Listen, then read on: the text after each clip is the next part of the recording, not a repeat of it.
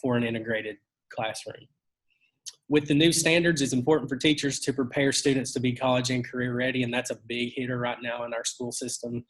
And that could be them earning an EPSO and early post-secondary opportunity. So I just wanted to look at what curriculum, start looking at is, should we change the curriculum? What should we do? And so that was my goal here. And if we did change it, what would be the best practices for that? My research questions are, what are educators' perceptions regarding best practice integrated mathematics instruction for an honors and regular math high school courses? And what similarities and differences exist with those courses? State assessment scores are important, as well as the ACT. That's a big thing right now in our school districts, getting the ACT score up. With integrated curriculums, school districts could see increased achievement. And that's my big thing there. How can we increase test scores and ACT test scores to be college and career ready? The purpose of the study, I wanted to know teachers' perceptions of best practices and if they thought there were similarities and differences in an honors curriculum. The study was conducted in a rural high school in East Tennessee, in 9th, 12th grade, and we have about 2,300 students. Out of, there were 18 secondary high school math teachers and 7 administrators from the school. The gender categories, there they are if you need to know those. From this group of educators, 20 of them responded, and I will talk more about that later, and 10 were randomly selected to participate in the interviews and the focus group. From the literature review, I found that it mainly dealt with student achievement and test scores, or textbook adoption, which textbook would be better for an integrated curriculum. One study examined the Core Plus curriculum that's directly aligned to integrated math. The Cosmic Project studied 11 different high schools and compared students who are enrolled in a traditional curriculum compared to an integrated curriculum. And they were significant, and most found that students had higher achievement with an integrated math curriculum.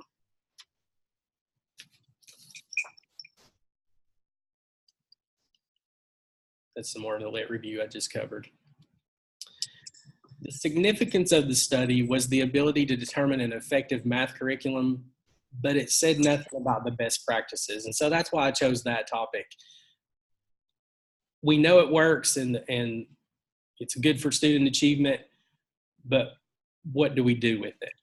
And so that's what I wanted to find out. The theoretical framework was constructivism. That allowed for the participants to construct their own ideas and perceptions of new knowledge. The conceptual framework was understanding the best practices that were associated with an integrated curriculum. That could be done through PLCs, other professional development opportunities out there. And I also used grounded theory as my research type, and that allowed me to gather data and identify the theoretical concepts to drive my questioning. During the study, I used questionnaires, interviews, and a focus group. These were used to ensure that what I found would relate to the constructivist approach and grounded theory. The questionnaires consisted of open-ended questions and targeted questions to provide the researcher with preliminary information. Participant interviews, which were very eye-opening in the focus group. I didn't realize how eye-opening that was going to be. Use those, all audio recorded and transcribed in the focus group. Of the 25 people that I sent this to, 20 responded to the questionnaire. Thought that was really good. Out of those 20, I chose 10 to participate in the interviews in a focus group.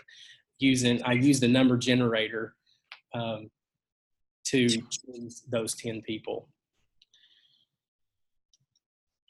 The data analysis process included 3 types of coding: open, axial, and selective. Open coding starts with the general theme, divided the data into different categories. Axial coding took it to a very specific theme, and then selective coding helped answer the actual question. Constantly did member checks so they could come back to me at any time and look through all that they said. I had it printed off for them. We would talk about it. If they forgot what they responded. These were done through summarizing, repeating the information. The process allowed me to just confirm the accuracy of the research and contribute to the credibility. Peer debriefing was also incorporated. I had a lady help me out doing that. Throughout the study, she helped me make sure that everything was like it needed to be. There wasn't bias. There was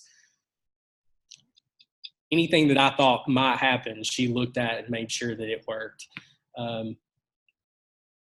And she was just there just to make sure I was on the right track too. The delimitations and limitations, there have been integrated mathematics studies across the country, but there's just a lack of research on those best practices. And because the data were limited to the teachers teaching Algebra 1, Geometry, and Algebra 2, it only includes those subject areas. And so I'd like to go, that was a limitation there. Here's what I found for question 1. What are educators' perceptions regarding best practice integrated instruction? I wish you could have seen my refrigerator. I had Post-it notes everywhere. And I wrote down all the common themes that I found. I mean, it was crazy. I'm thinking, okay, I can't even get to the refrigerator, but that's okay. But I liked it. It like all hit at one time, and it made sense. This is what has to happen, and that's what was so eye-opening. I was like, coding, what? What am I supposed to do? I'm a numbers person. Maybe I should have done numbers because I'm not sure about this, but it all fell into place. And so that's what I found. I found that a lot of teachers needed professional growth and understanding, and we all hate PLCs. I know that's terrible, but at our school, we're all just like, oh gosh, we got to go to a PLC. But it was overwhelmingly responses were, I need help. What would I need to do? In effective instructional strategies, whether it's a flipped classroom or blended learning or discovery learning, whatever that may be, they said those would be involved in an integrated class. And the biggest one was real world examples and use of graphing activities and technology, but real world examples were the biggest thing. And I know that's true now, even in a traditional math course, but it's even more true in an integrated class, because you're taking all those strands of math and putting them into one and seeing how they relate. And so usually a real world example will make that all come together. And that's what answered my question. You all are blocking my answer, so for me to, there we go. Educator expertise and effective, relevant instructional strategies. And even in the focus group, we talk about it. That's exactly what we came back up with. The teachers that participated in the interviews and focus group were constantly saying your instructional strategies aren't going to be totally the same, but they're going to be similar to that. But those relevant things, those instructional strategies that need to happen are what make best practices of integrated mathematics.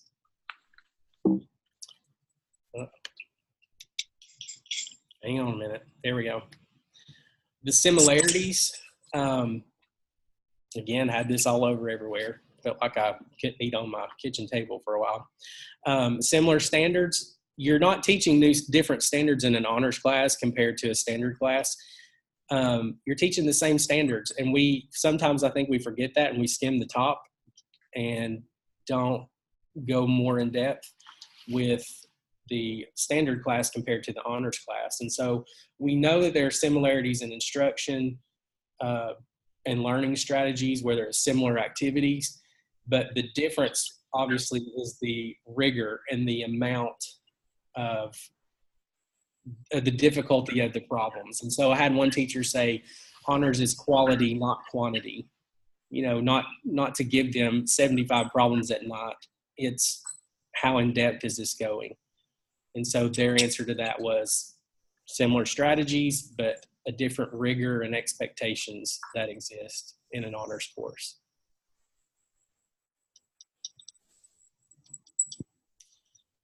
All participants agreed that best practices play a vital role. Participants stated that professional growth and understanding were important, that they would need some modeling. Come in and watch each other teach. Participants also stated that effective instructional strategies and relevant activities enhance student learning would be needed. And they felt that similar teaching and learning strategies are needed in a regular and honors classroom. I already stated that.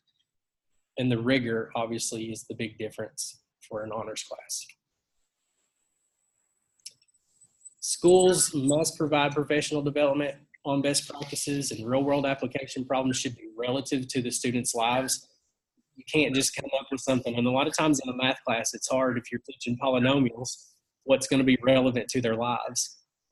There are things out there, or if I'm teaching complex and imaginary numbers, really make those relevant instead of just, well, we don't really know.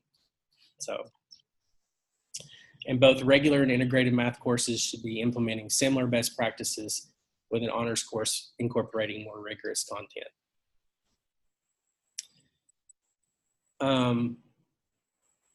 We need to, I feel like, broaden the region of data collection, expand the research to, I'd like to see its effect on the ACT assessment and the composite score. That's a big one. So if you're in an integrated classroom, does your ACT composite score go up if in your sophomore or junior year if you've had a integrated class?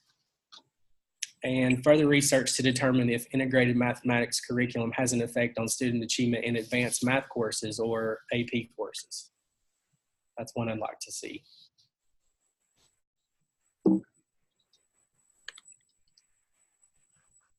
Throughout the study, I sought to answer the following questions. What are educators' perceptions regarding best practice integrated mathematics?